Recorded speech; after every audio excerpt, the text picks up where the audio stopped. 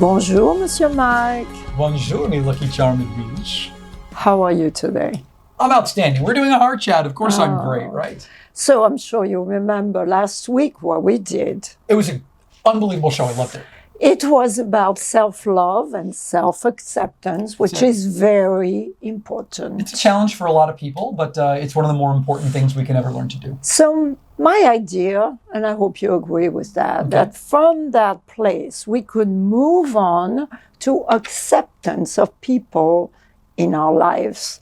Accept or not accept? This is the question. It's a really good question, because I think what you're saying here is that there are people that we love or people that we meet, and they may not be doing things quite the way that we would want it done, or the way that we would do them, and we may not understand or agree with the way they do things. So the question is this: do we love them and accept that unconditionally, or do we have the right to tell them what to do and what we feel might work better for them? Well, I totally relate to this. Being a life coach, even when I'm off duty, I cannot help seeing what people need to do, what people are doing wrong. And I really want to force them to do the right thing. But I realize it doesn't really work very well. And I need to back off unless I have permission from them to help on their journey. I totally get it. I mean, look, I have a hard enough time keeping my mouth shut when I don't have anything to say. But it's really hard for me sometimes to keep quiet and keep my mouth shut if someone's complaining about the way things are going. And I can see a solution or a way that they might be able to improve that situation. But if I say something, am I going to come across as arrogant? And the other thing is, are they going to hear me at all? Yeah, actually. I had a similar situation happen to me.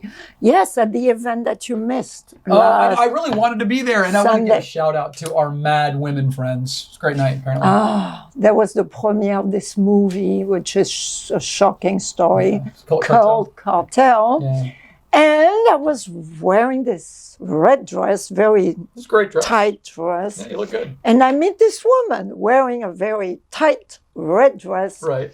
And she looked at me, she said, "Oh my God, you look so good in it." I look fat, but you know, COVID happened. What can you do? I was so lonely, so bored. And I reached out for comfort food during that time. And I kept my mouth shut because I wanted to tell you, well, maybe I didn't escape COVID either. Right, I think we all went through it, right? But I kept my weight down. So maybe the issue is not COVID. Maybe it could be your lack of self-control. I get why you couldn't say that to her. But on the other hand, really, if she had said to you, yes, wow, how did you manage that? Then I think at that point, you're qualified. You're okay to talk about it and give them the advice at that point. I think at that point, you're qualified to share what you know. So we are back to the subject of having permission from that person to help you change, them change. Otherwise, it's about accepting people the way they are, even if you see them destroying their lives. And this is where it can get very personal for me. I've talked about this before, but if I go back to my drinking days, right, and I think back to all the self-destructive behaviors that I had, I hid them very well, but I sure knew. And I'm sure there are a few people that were wondering things, but if any of them had said anything to me about it, if any of them had brought it up and said, you know, maybe you should consider cutting back, or maybe consider this, or have you thought about AA? I would have gotten very frustrated and probably, well, you don't know what you're talking about, and then gone and drunk some more to drown the feeling and the fact that they were right. I would have pulled back from that. I wasn't ready to hear it. I wasn't ready to change that behavior. I know. And it's funny because there's a relative of mine who had me pegged as an alcoholic pretty early on. And his take was, well, he's going to fix it when he's ready to fix it. And he bought me like this 20-year-old bottle of single malt scotch for Christmas.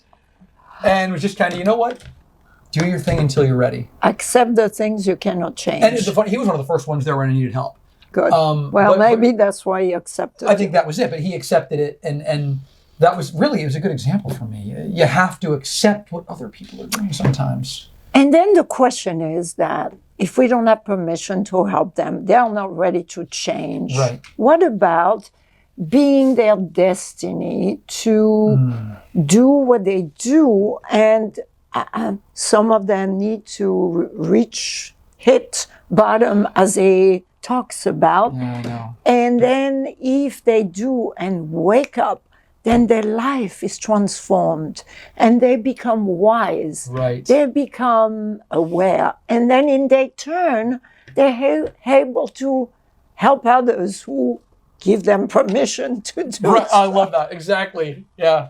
And it's an old story, unconditional love and acceptance. I mean, it's as old as time and as old as humanity. In fact, Adam and Eve, it's arguable that the first real mistake they made involved acceptance. They hit the button, accept and continue, but they did not read the Apple terms of service.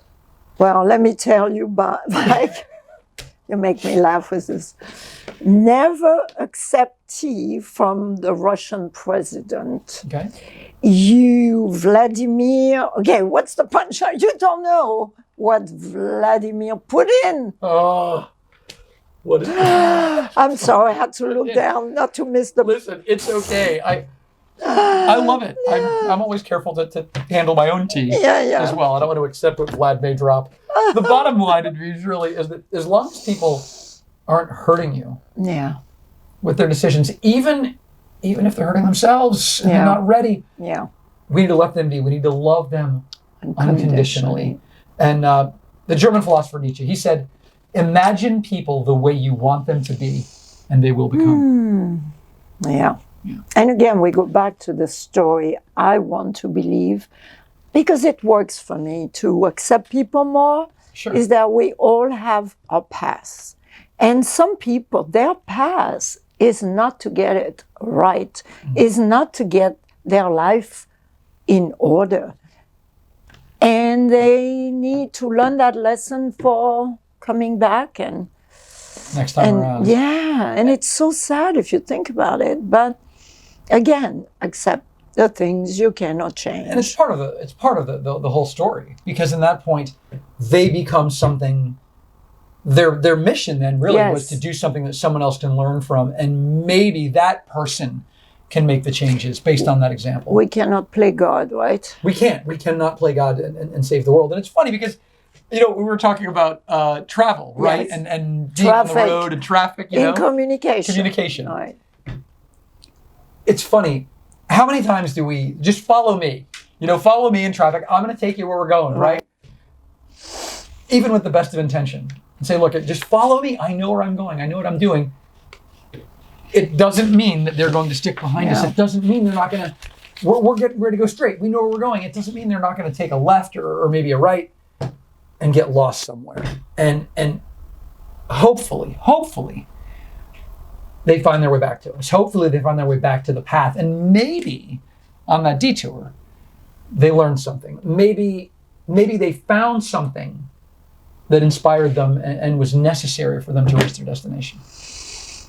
This is heavy what we're talking about, but I hope it's a good friend of mine. We started this discussion on acceptance and holding our breath when we are very upset with what people say. Mm-hmm. But it's accepting the situation is really what I think is the best to do, and not questioning why they're doing what they're doing. Again, this why thing never works. It never does. And even for yourself to be able to accept that situation shows you that you are on the path. But you're right about that. That's a signpost as far as I'm concerned. That kind of acceptance is a signpost. And you know the story. Pointing the finger at somebody, sometimes it's pointing it back at you. So almost every time. Maybe something you see, you have a hard time accepting. Is it because you cannot accept it within yourself? That's another question to ask. That's a question. And that's a show we got to do, because I think that's a really important one. I know. Self-acceptance. Self-acceptance and tying it into that, I know. I know it's a long story. Okay. Hey, did you want to tell me a story about Wyoming? I did, because this ties in so perfectly to this. When I was 20 years old, okay, one of my sisters and me went with my mother and my grandmother to Wyoming and Colorado. It's where they were from. To see where they were from and just kind of have a little couple, I think it was a week vacation with my mom's cousin out there. He was a great guy. So we don't know the area at all, right? Only my mom's cousin Don does. We took 2 cars to go to the store or check something out. My cousin Don and I, my mom's cousin Don and I were in the one car, white car, and they were in the rental following us. Fort Collins, Colorado. No idea where we were. My sister and I at one point got lost in Don's community. That's how completely foreign this area was to us. They're following us back to Don's condo after having run some errands. And at one point, a white car that looks very much like the one we're in pulls up next to us and takes a right. And I see my mom with my grandmother and my sister in the car follow that wrong car and take a right somewhere into the major part of Fort Collins, Colorado. No cell phones at this point. It's 1993. We could do nothing except go back to the condo and hope they somehow find their way back. Fabulous story. It took hours. It took about 3 hours. They pulled up laughing hysterically because they figured out where they were. And on the way, they found this really cool antique shop. And we went there 2 days later and ended up buying really cool things that we'll never forget as part of that trip. So that detour, we were all stressed out because they didn't go, oh my God, where are they? They're lost out there. They made their way back and it ended up enriching everyone's journey. And this is the story of our life. So, isn't it? Conclusion, let's accept the detours on the journey. Yeah, sometimes getting lost is not getting lost. With the intention of learning something and come back enriched and sharing with others what we learn, isn't it?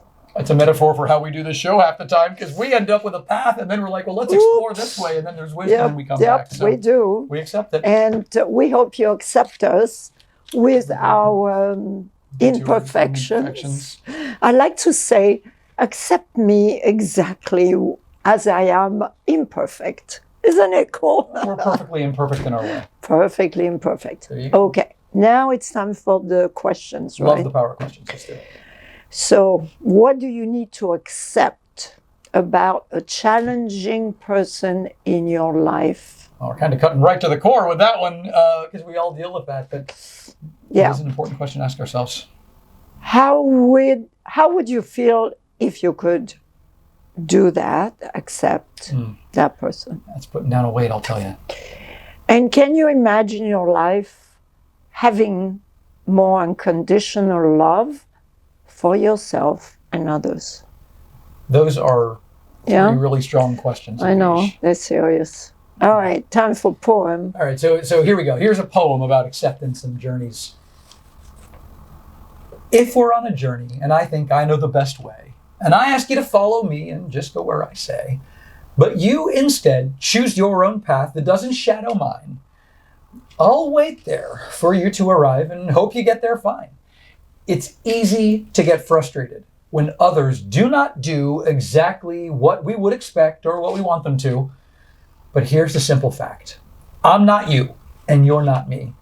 I must accept the choice you make because your will is free. Oh my God. Our journeys may be parallel, but we are still unique.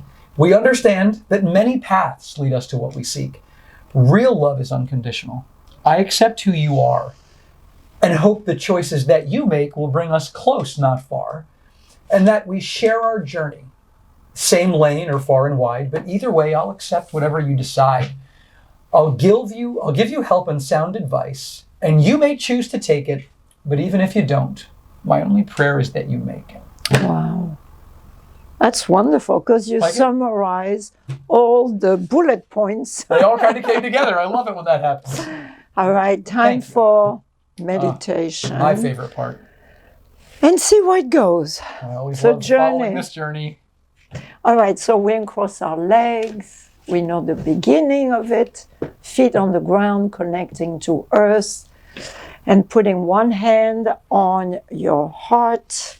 You may want to put another hand on your power center over your belly.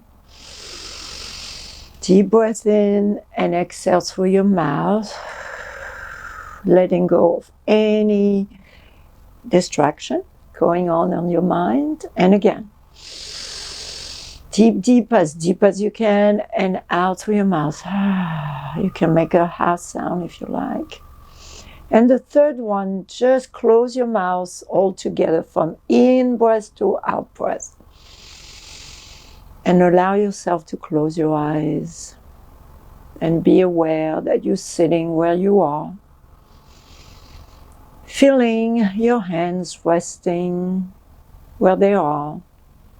Feeling the chair supporting your body weight. Feeling safe. Here now here, in this perfect moment. Conjuring up on the screen of your mind the picture of the person who challenges you. Seeing them right there, face to face, tête-à-tête, as the French say. And you smiling at them, telling them from your heart to their heart, I understand. You're doing the best you can with what you know, with what you've been through in your life.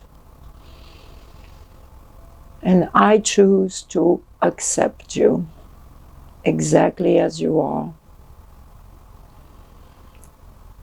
Because someplace in my life, I also need to accept myself with my limitation, my frailties. And taking a moment to project on the screen of your mind, a bigger screen, a 3D movie, how your life, how your health, how your well-being will be transformed from this decision you have made with that challenging person in your life. And feel what you feel. Be in touch with your heart, and placing a smile on your face, feeling relief, feeling joy, feeling this unconditional love and acceptance. And take a moment to turn the screen off and returning back to the chair, returning back to your body sitting here, and placing your hands into prayer position as you take a moment, and willingness to reopen your eyes. And yeah. Wow, that was a really good one. I guess there were some things I needed to deal with. Thank you. I hope you did too. And please stay connected to more episodes, to going on our website, who is being finished, theheartchat.com, for poems that you've heard that are now written in it, for meditation that is in it. Oh, there's all kinds of great stuff on theheartchat.com. Yeah, we keep adding things for you. And we say, as always, victory to you. Victory is yours. Claim it. See you soon. See ya. À bientôt. Bye.